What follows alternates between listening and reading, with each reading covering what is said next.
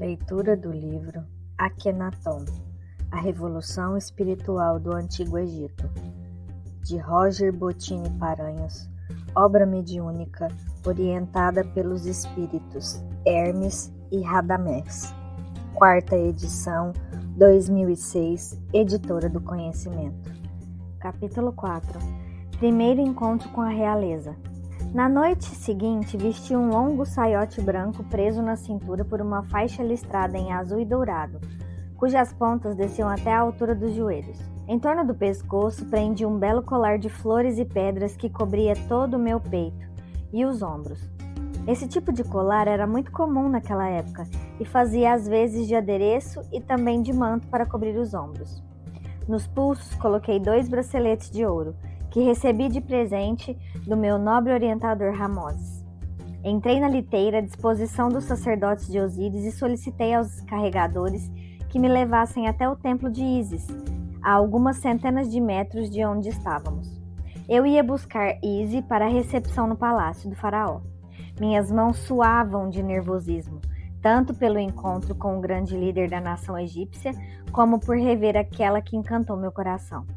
Os carregadores bufavam por causa do forte calor, enquanto eu meditava dentro do veículo com luxuosos assentos.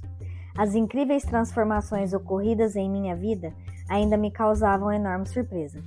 Coloquei a mão em meu cinto e retirei um amuleto esculpido em madeira com o formato de um escaravelho. Nós, os egípcios, acreditávamos que aquele pequeno inseto simbolizava a metamorfose da vida.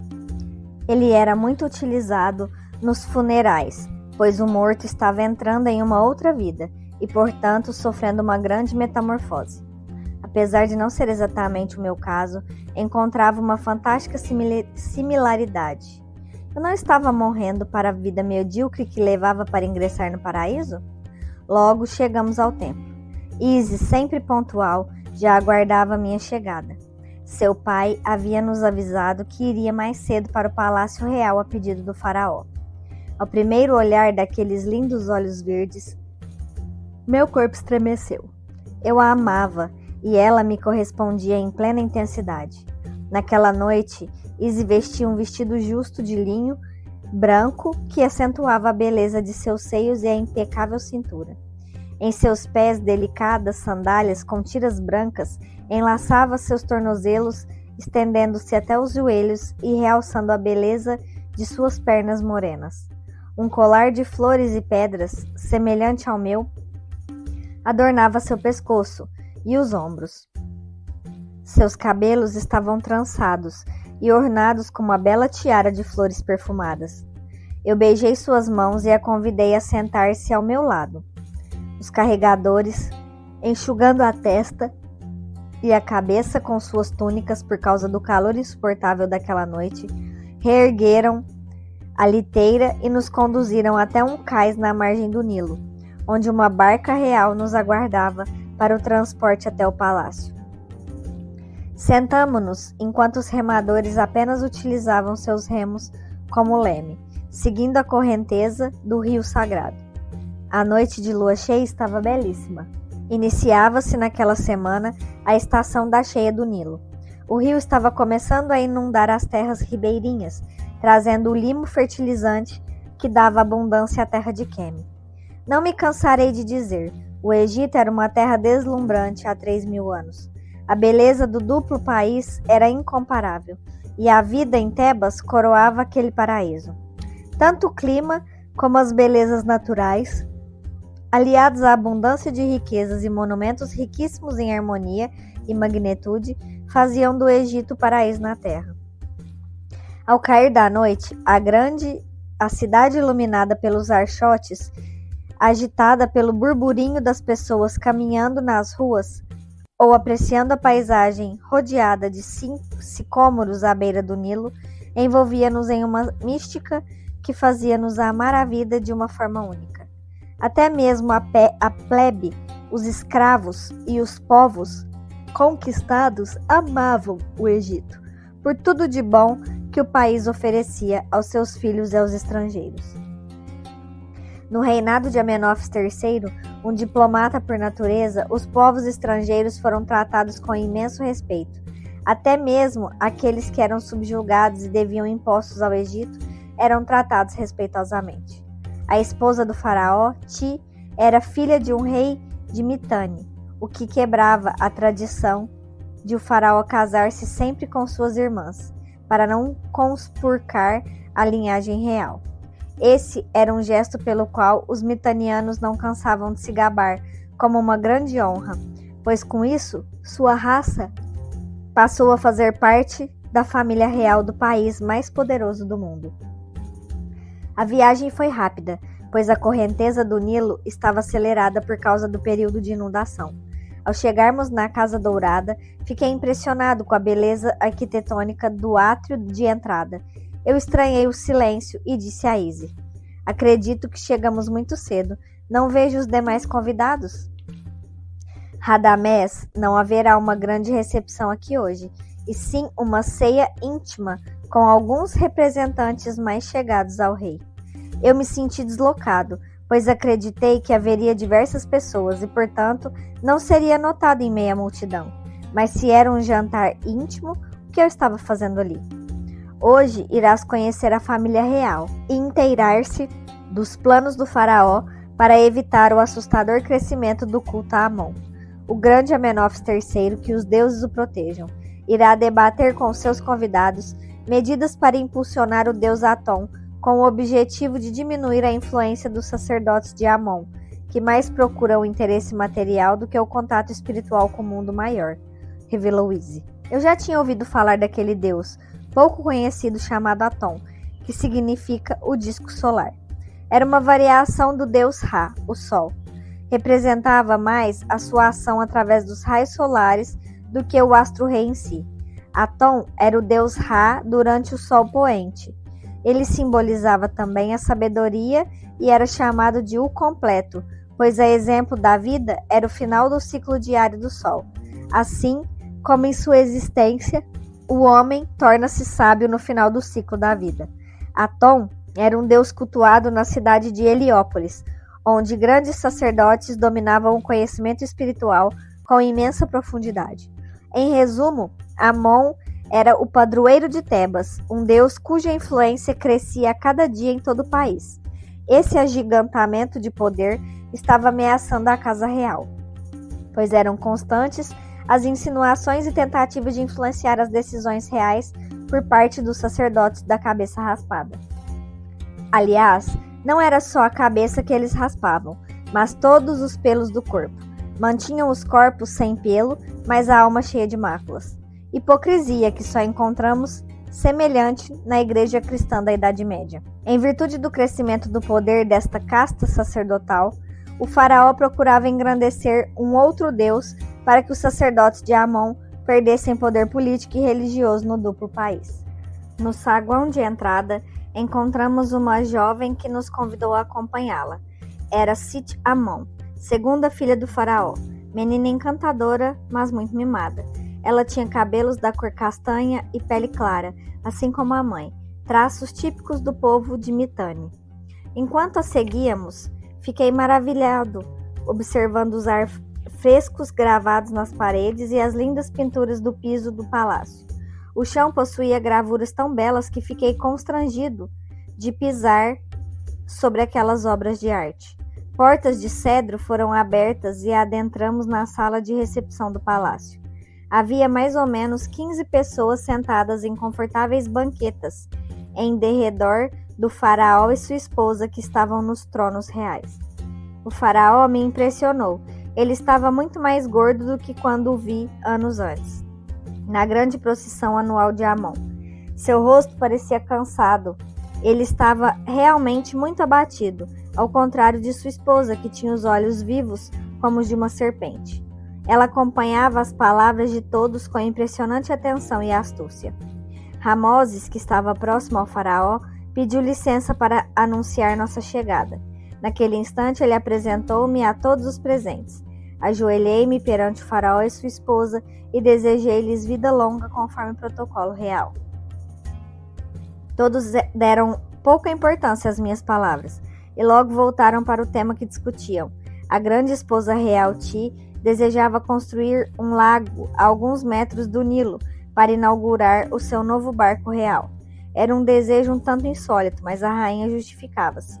É necessário realizarmos obras de grande impacto para assim enaltecermos o nome de Atom e fazer com que o povo volte suas preces ao Deus solar.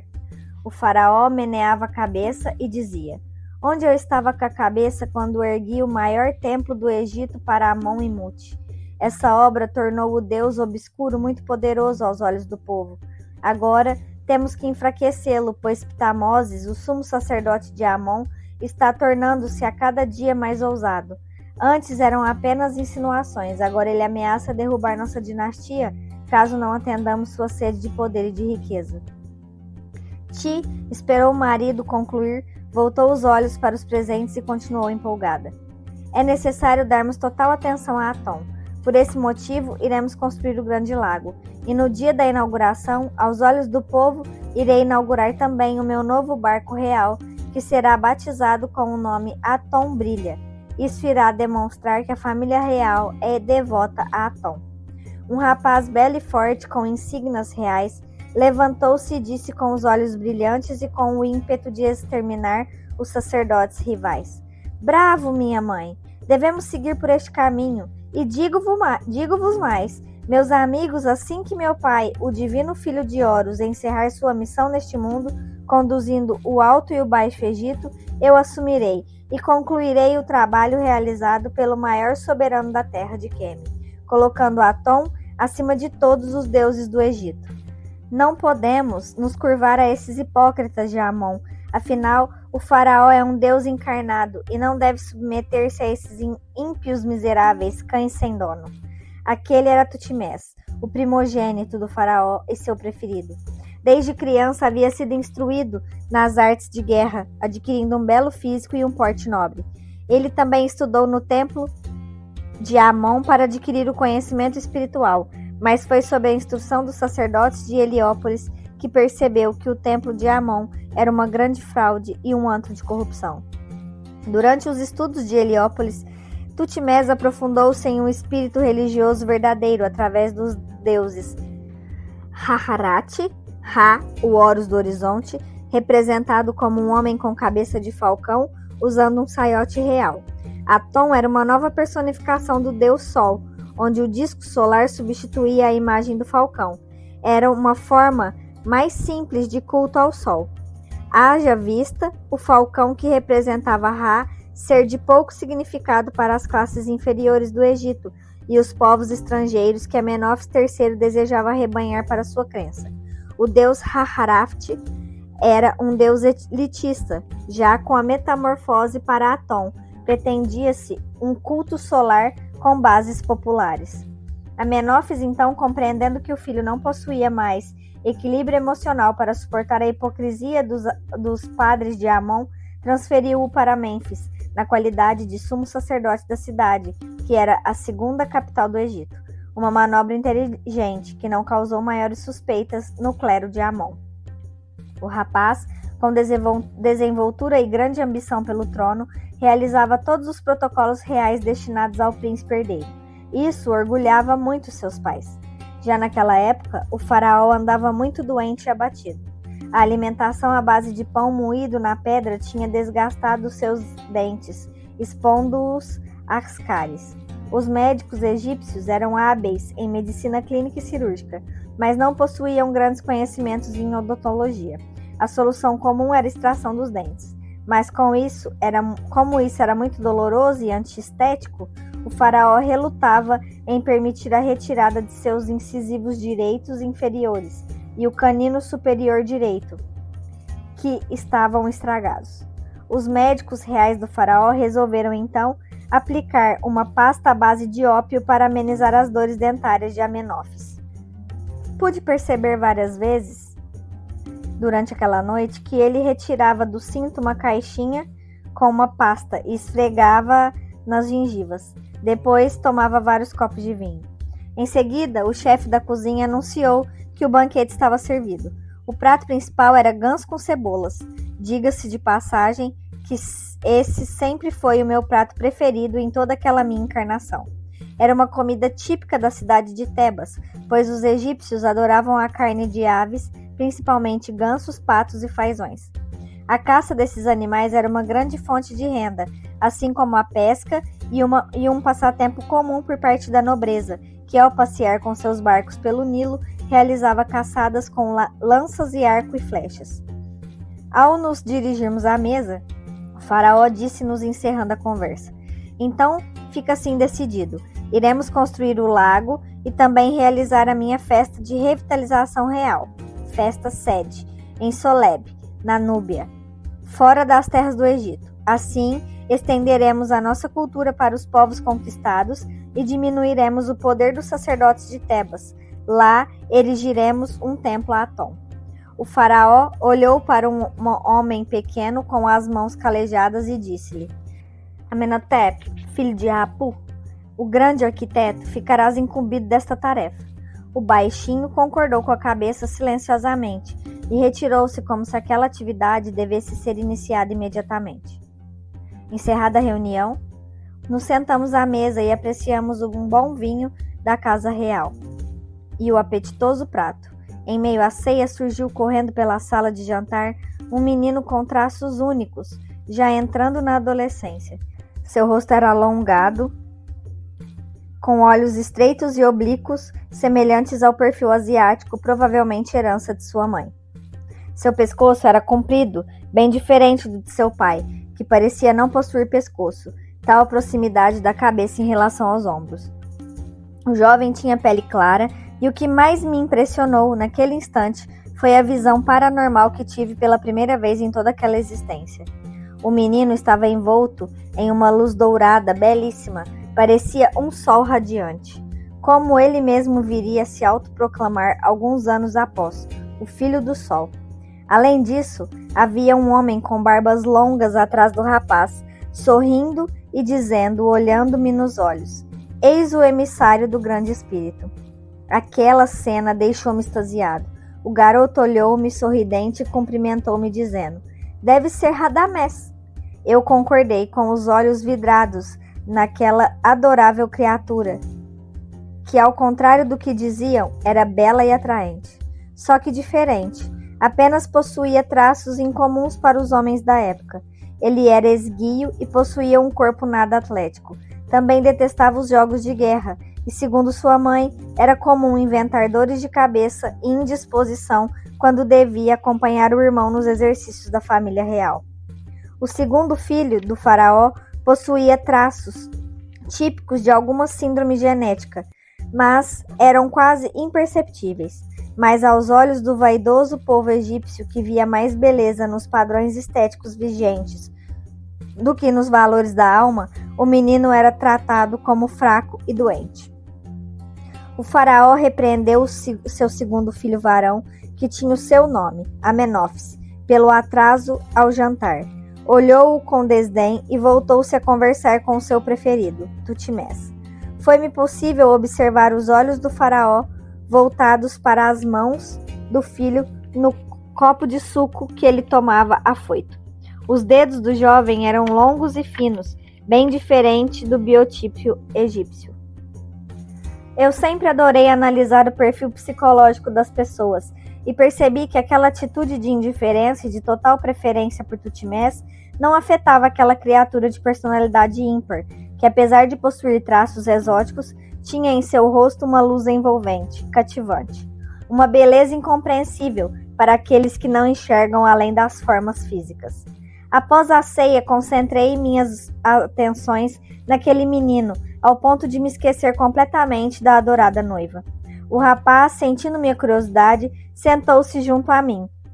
Enquanto isso, todos os demais prosseguiam no debate sobre como evitar o sombrio domínio dos sacerdotes de Amon.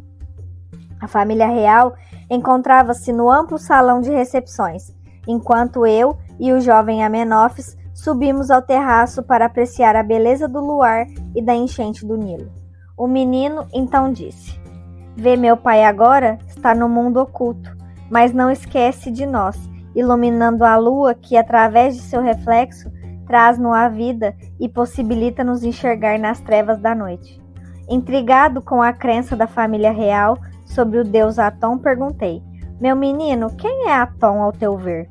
Ele sorriu de forma enigmática, com seus vivos olhos oblíquos e respondeu: Atom não é apenas o sol e seus raios, nem é apenas o Deus que meus pais e meus irmãos cultuam de forma exterior para vencer o falso Amon. Atom é o Criador da vida, o Deus único, aquele que está acima de todos e que tudo conhece. O duplo país só se tornará a maior nação do mundo, respeitada eternamente pelos demais povos, quando reconhecer que devemos amar ao grande e único Deus Atom, que está na natureza, que está nos raios do sol, que está em mim e em ti. O pai que ama seus filhos, seja qual for a classe social, ou o país onde tenham nascido, porque somos todos irmãos aos seus olhos, tanto que lança seus raios sobre ricos e pobres, nobres e escravos. E ele não deseja que lutemos pelo poder, mas para crescer no campo espiritual, e assim nos tornarmos mais fraternos uns com os outros. A melhor apresentação para que possamos entendê-lo é o sol, pois seus raios ofertam a vida e estão em toda parte. Assim como o único e verdadeiro Deus, o Criador de todas as coisas, que é presente em toda a sua obra. Devemos adorar ao Deus invisível, jamais cultuar ídolos. Amon é um ídolo. Como crer que uma estátua de ouro de um ser humano como nós pode ser aquele que vive em toda parte? Como acreditar que amuletos e crendices podem ter mais efeito do que a mágica energia criadora do grande Pai? Enquanto o pequeno príncipe falava, sua aura brilhava na cor dourada. Seus olhos se enchiam de verdadeira paixão pelo seu Deus, que na verdade é nosso, de todos aqueles que já encontraram a luz. Amenófis, ao contrário de sua família, possuía o verdadeiro ideal para promover a grande mudança que todos maquinavam na sala abaixo. Mas ele, o grande arquiteto do culto a Atom, era tratado como um doente ou fraco de espírito. Ironicamente, o grande escolhido por Atom era apartado das discussões sobre os rumos da nova religião. Aquilo me impressionou muito. Eu cruzei as pernas e pedi que o menino prosseguisse, pois suas palavras embebiam meu espírito em um grande ideal. Os meus estudos sobre Osíris e os demais deuses tornaram-se uma pálida crença perto da luz de Atom. Ele então esboçou com entusiasmo profundos esclarecimentos sobre a vida e a fórmula para a humanidade ser feliz, segundo seu entendimento. O jovem parou alguns segundos para respirar, o que permitiu-me perguntar: tu serias a pessoa certa para promover as mudanças religiosas que teu pai deseja, porque Atom, o Criador do mundo e da vida, não te colocou antes de teu irmão no mundo, a fim de que pudesses ser o futuro faraó e assim tua luz brilhasse. Ele sorriu e meneou a cabeça, constrangendo-me pela audácia de minha pergunta. Afinal, eu estava diante de um príncipe real, que poderia punir-me pela ousadia. Mas felizmente ele era um pequeno sábio, e então respondeu: Atom sabe o que faz. Nós é que somos pequenos para compreender sua luz e sua vida. Se ele colocou-me nesta situação, cabe a mim servi-lo dentro do universo em que ele me inseriu. Eu sou um servidor de Atom. Caso ele me colocasse para polir o granito dos grandes obeliscos ou lavar cadáveres da Casa da Morte, eu o serviria com o mesmo amor e desvelo, porque ele sabe melhor do que nós onde seremos mais úteis. Que possuímos a visão embaçada pela limitação da vida deste mundo em que vivemos. Que sabemos da tua vida na terra do poente. Quantas coisas desconhecemos? Tu que és médico, Radamés, e conheces a cura para diversos males. O menino Luz levantou-se, apoiou-se na murada do terraço e com olhos voltados para o Nilo concluiu: Atom, o verdadeiro Deus, a tudo conhece, e aquele que o conhecer será feliz e sábio. Com Atom a vida resplandece, todo aquele que vir a sua luz será feliz. E seja como faraó ou lavador de cadáveres, eu o servirei e farei o alto e o baixo Egito receberem a sua luz. Se Atom colocou-me como segundo filho do faraó, trabalharei para ajudar meu irmão nesse grande empreendimento. Quem sabe não consigo fazer com que Tutmés veja a vida além dos jogos de guerra e da tradição real de nossos antepassados. Eu percebi vagamente a presença de luzes a envolver o menino e seres diáfanos a iluminá-lo com amor, velando por ele, naquele instante eu tive certeza de que estava frente a frente com alguém muito especial. Meu coração sobressaltou-se dentro do peito. Então eu disse: pequena Menófis, caso tuas palavras se confirmem e tu venhas a ser a luz de Atom, tenha certeza de que eu te apoiarei e seguirei os teus passos com total fervor.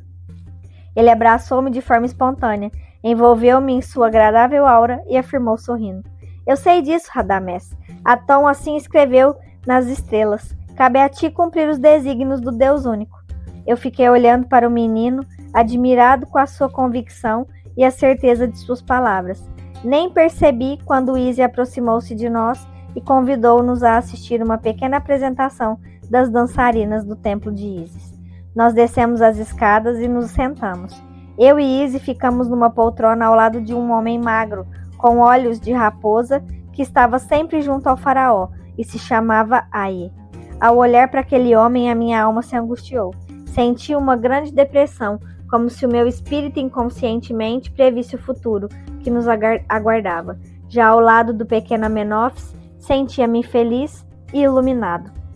O sábio garoto olhou os pais que davam atenção exclusiva ao jovem Tutmés e dirigiu-se a Ramoses. O sacerdote de Osíris abraçou o jovem e convidou-o a sentar-se junto dele com grande amor e carinho.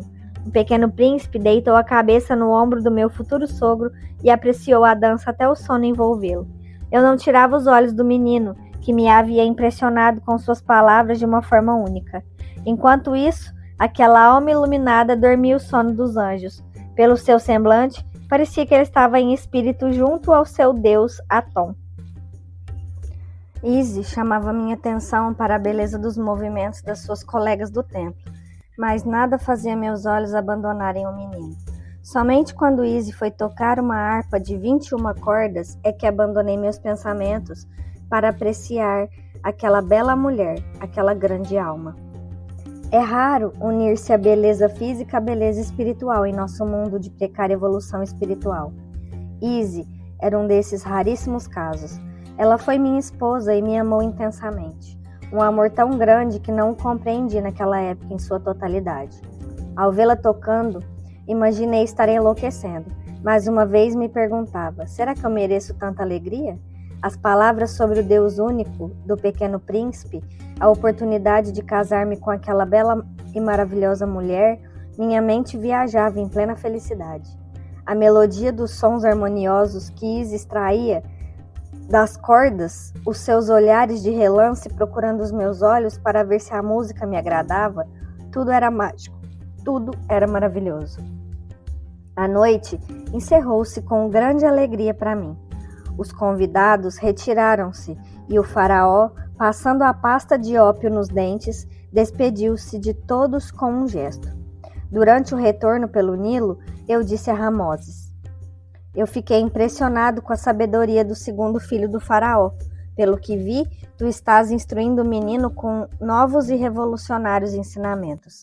Ramoses olhou-me nos olhos e, colocando a mão sobre meu joelho, falou: Radamés, aquele menino possui luz própria. Eu apenas estou auxiliando-o a descobrir o que seu alma, já conhece. É bom que tenha simpatizado com ele, porque aquele jovem será a luz que está para surgir no Novo Egito. No dia seguinte, dediquei a manhã aos meus estudos de medicina e aos serviços religiosos no templo. Após a hora do almoço, coloquei um belo claft. Nota: claft, espécie de touca raiada usada pelos egípcios. Azul e branco com o insígnia do templo de Osíris, para proteger a cabeça do sol forte, e fui visitar alguns doentes que não tinham condições de ir até a casa da vida. Ao passar pelo palácio do faraó, deparei-me com uma grande agitação. Trabalhadores estavam sendo recrutados para cavar o lago de Ti, quando um homem foi preso. Ele era encarregado das finanças para a construção das 2 grandes estátuas do faraó no templo de Karnak. O soberano havia descoberto que ele estava desviando as verbas das obras para investimentos próprios, pois sua fortuna havia aumentado 3 vezes no período de apenas um ano. Ocorreria, portanto, ali o julgamento e veredito da infração em praça pública. Os trabalhadores que aguardavam na fila para inscrever-se na obra do lago e o povo em geral faziam apostas antecipando a condenação que o faraó determinaria. Logo em seguida, Aie, o chefe das armas do faraó, que eu havia conhecido na noite anterior, surgiu na praça escoltado por guardas que traziam um infrator. O julgamento foi rápido. Ele confessou o crime depois de arrancarem suas unhas e as pálpebras. A sentença final foi proferida. Todas as suas propriedades e suas riquezas serão confiscadas e passarão às mãos do faraó. O infrator será levado ao deserto para secar ao sol com os pés e as mãos atadas, em forma de cruz, onde lhe serão aplicadas 50 chibatadas, cujas feridas serão cobertas com sal. Sua língua será cortada para que os abutres possam trabalhar em paz.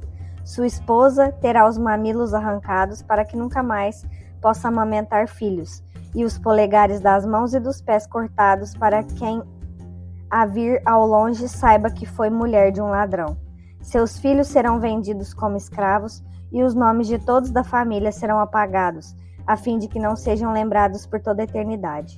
Anubis, amando de Osíris, jogará seus corações para Sobeque, o deus crocodilo. Os soldados tiveram de se esforçar para proteger o prisioneiro, pois o povo se atirou sobre o culpado para espancá-lo. A justiça era algo muito sério no Egito. Aquele que burlasse qualquer regra legal sofria punições terríveis. Por esse motivo, os crimes eram raros na terra de Quême. Eu achei aquele procedimento perfeitamente louvável e comum, pois esse tipo de punição mantinha a paz e a ordem. O meu único interesse pelo condenado foi, então, científico. Dias depois, pedi autorização para Aie e fui analisar o corpo do larápio que estava secando ao sol. Tive que brigar com os abutres que não permitiam trégua para os meus estudos. Infelizmente, o coração já havia sido devorado, não por Sobeque, mas pelos abutres. Eu desejava avaliar se o coração do infrator possuía alguma característica diferente do das pessoas honestas, nas quais eu realizava autópsias em um estudo na Casa da Vida, conforme pregava a crença do julgamento de Osíris. Eu amaldiçoei os abutres e voltei para a cidade. Lá, Ramoses me informou que o menino da luz dourada que me havia encantado no palácio do faraó estava muito doente em decorrência do choque que recebera com a notícia sobre a condenação do tesoureiro do faraó. Eu pedi então autorização para visitá-lo. Ao entrar em seu quarto, vi o jovenzinho deitado, abatido, muito triste, e perguntei-lhe: meu grande senhor Luz de Atom, o que se passa? Onde está o brilho que vive em tua alma? Radamés, respondeu ele, um homem morreu de forma cruel. O meu Deus está triste, pois o homem não sabe amar e ensinar, somente odiar e punir. Atônito, eu perguntei, mas meu amiguinho, deveríamos perdoar os criminosos e devolver-lhe a liberdade para roubar ainda mais? Ele olhou-me nos olhos e disse: cabe ao grande Deus julgar-nos, Radamés. Nós devemos amar e instruir. O criminoso deve pagar sim, mas segundo a justiça divina, que sabe a melhor forma de cobrar do infrator o erro cometido. Nós devemos influenciar os homens para que eles não cometam mais erros e ofendam a Atom. Meu menino, disse-lhe, és muito jovem para compreender que os homens não mudam somente através de uma boa orientação espiritual. Mesmo que tu já estivestes iluminando o mundo com a luz de Atom, os homens continuariam a errar, pois nem todos estão preparados para tamanha luz. A natureza humana é imperfeita, nem todos possuem o brilho de tua alma, meu senhor. Ele me olhou com seus olhos curiosamente arregalados e perguntou: Radamés, como podes saber que assim é? Tu não és muito mais velho que eu? Eu baixei os olhos e lembrei-me do meu passado, de meus pais e da vida que levava, e respondi: tu nascestes em um palácio, eu nasci entre os homens do povo. Tu conheces a beleza da casa real, eu conheço as dores e os sofrimentos dos pobres. E te digo, os homens em geral não possuem capacidade para assimilar a luz que tu proclamas. Eles querem apenas ter uma vida abençoada pelos deuses e riqueza para saciar seus vícios. Eles são, como dissestes, idólatras. Desejam apenas cumprir seus rituais e acreditar que o deus Amon, que oferta riqueza material, irá abençoá-los. Se libertarmos os criminosos ensinando-lhes que devem amar e respeitar ao deus Atom, a ordem geral será abalada, porque o crime sem punição é porta aberta para a desordem. Talvez tu estejas certo, Radamés, mas é difícil aceitar que tenha que ser assim. Ele me olhou com admiração e respeito, então prosseguiu. Radamés, tu estarás sempre comigo? Se prometeres que levantarás desta cama e esquecerás esse triste acontecimento, eu te prometo. O iluminado menino levantou-se da cama e foi adorar o seu Deus, que repousava no horizonte naquele momento. O dia havia chegado ao fim, e a prostração do segundo filho do faraó também. Sua súbita melhora com a minha visita fez com que eu conquistasse a simpatia de ti, sua mãe. Isso permitiu-me ter acesso livre ao Palácio Real e também o privilégio de estudar junto com o pequeno Amenófis sobre a orientação de Ramoses.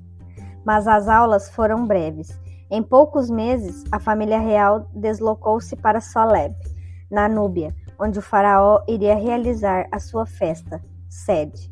Lá, ele revitalizaria o seu espírito com o poder mágico dos deuses para assim continuar iluminando o Alto e o Baixo Egito, e, segundo sua crença, toda a terra. Ramoses e Seth-Nefret seguiram com a comitiva real para o sul. Eu me despedi do cais, enquanto a barca real, com mais de 60 metros de comprimento, hasteava as velas para seguir rumo à Núbia contra a correnteza do rio sagrado. Voltei então à minha rotina anterior, muitos estudos na Casa da Vida e noitadas memoráveis com Sennefer, em meio à nobreza de Tebas. O meu grande amigo comemorava com vinho e muitas bravatas o meu retorno às festas da exuberante Tebas.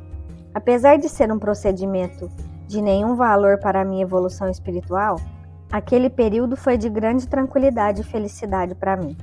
As 24 horas do dia me eram especialmente agradáveis, tanto no trabalho como no lazer e no descanso.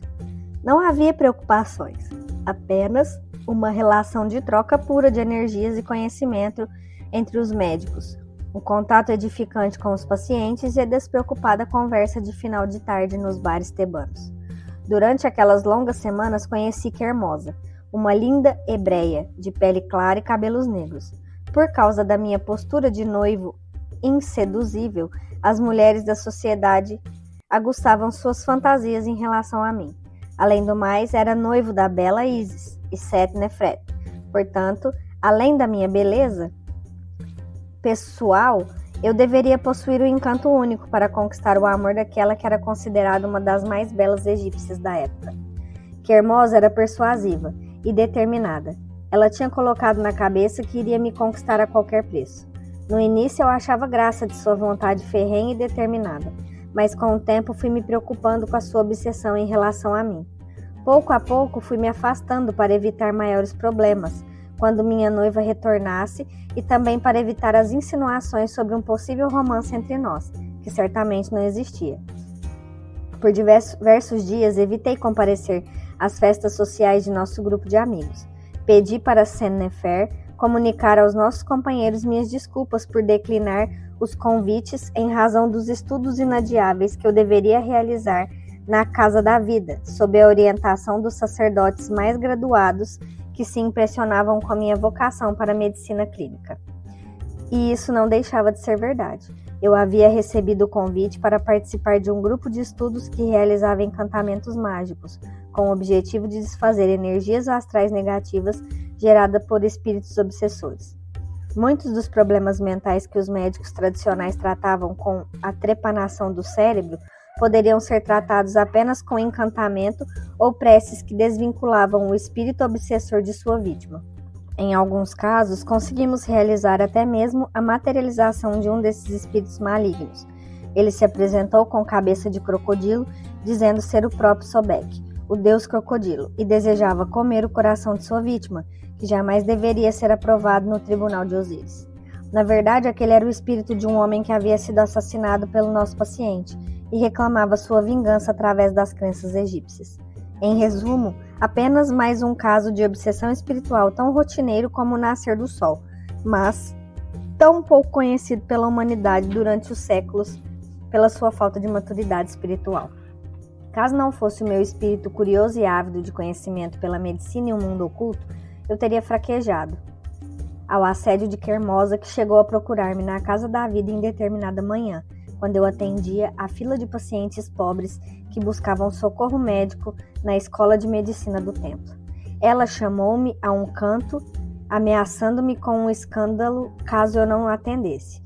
Com os olhos em chamas por causa do ódio por ter sido desprezada e os dedos encrespados pelo seu sistema nervoso abalado, ela disse: Radamés, quem pensa que és? Roubas o meu coração e desapareces? Sabes que eu jamais fui tratada dessa forma tão desprezível e não admitirei tamanha afronta. Quermosa, apesar de não ser egípcia, gozava de prestígio em meia nobreza, porque sua irmã mais velha era casada com um importante funcionário da guarda do faraó.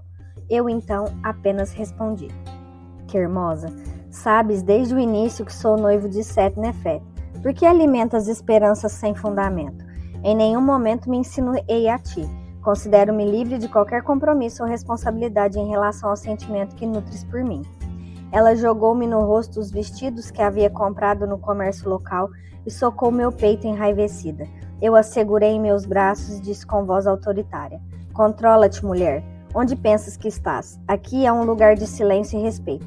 Essas pessoas estão doentes e necessitam de atendimento e paz.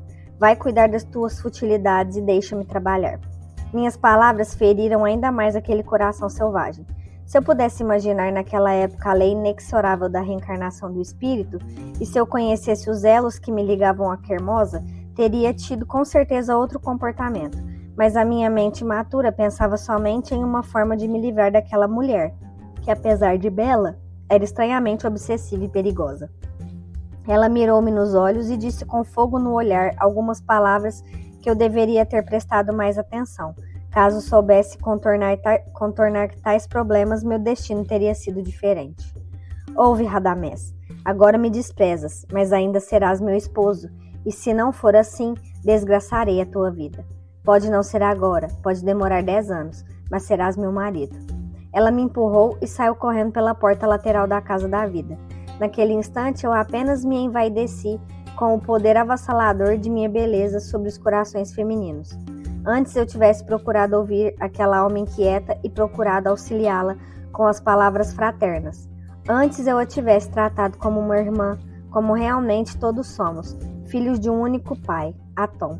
Passados quase 3 meses da partida da família real para Soleb, na Núbia, ouvi uns gritos enlouquecidos na rua. Dirigi-me à porta da casa da vida e vi mulheres rasgando suas roupas, jogando terra sobre suas cabeças e chorando desesperadas. Havia um grande tumulto nas ruas e o povo corria de um lado ao outro para dar a mensagem trazida pelos soldados que vieram à frente da comitiva. A barca real estava ainda a 2 dias de Tebas. Caminhei até o meio da rua quando um homem passou por mim aos gritos dizendo: O filho do faraó morreu, o filho do faraó morreu. Imediatamente me lembrei do meu frágil amigo Amenófis e puxei vigorosamente o homem pelo braço e gritei-lhe: Por Horus e todos os deuses, homem, explica-te. Quem morreu? O homem, chorando como uma criança e rasgando ainda mais as roupas, representação típica dos egípcios, para demonstrar seu pesar, respondeu: Tutmés, o herdeiro do faraó, morreu. Eu sorri aliviado e disse algo que chocou o homem, que imaginou estar eu comemorando a morte do filho do rei. Menino esperto, ele sabia que seria o faraó. Seu deus Atom deve ter lhe informado.